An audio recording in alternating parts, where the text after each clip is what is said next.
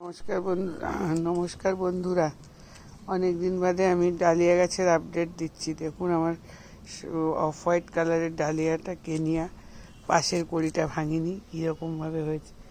Dahlia গাছে আমি খোল পচা জলই দিয়েছি, আর মাটি তৈরির সময় যেরকম 20% সার, মিক্স সার দিয়েছিলাম, আর আপনার ভার্মি কম্পোস্ট আর গার্ডেন সয়েল দিয়েই মেনলি মাটিটা তৈরি করেছি।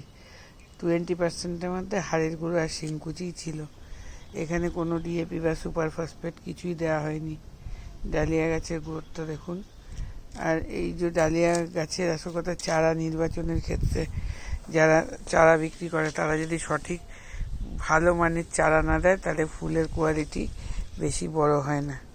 যখন আমি এনেছিলাম তখন ভেবেছিলাম অনেক বড় সাইজের হবে, এই ফুলটা খুব একটা বড় সাইজের নয়।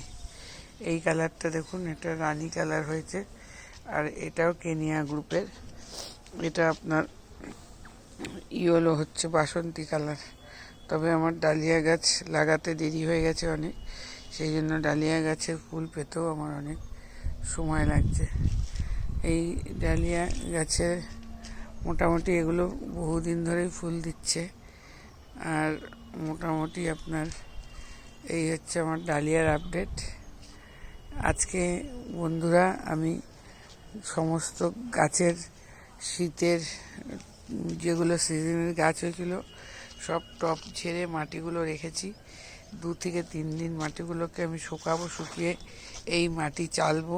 চেলে আপনার মাটির মধ্যে সমস্ত সার, শিংকুচি, হাড় গুঁড়ো, ভার্মি কম্পোস্ট, যদি গোবর সার ভালো থাকে তাহলে গোবর সার, কিছুটা 10% বালি মিক্স করে বস্তার মধ্যে আমি মুখ বন্ধ করে রেখে দেবো। এটাই আমি জুন মাসে যখন চন্দ্রমল্লিকা, পম গোত্রীয় গাছ বা স্নোবল যাই লাগাই না কেন, তার জন্য আমি মাটি তৈরি করে রাখবো। এই মাটিটাকে ঝেড়ে ভালো করে শিকড় ঝেড়ে ফেলে এই মাটিটা বস্তাবন্দি করে রেখে দেবো। দেখুন কতটা পরিমাণ মাটি আজকে আমি ঝেড়েছি, ঝেড়ে আমি এটা করলাম।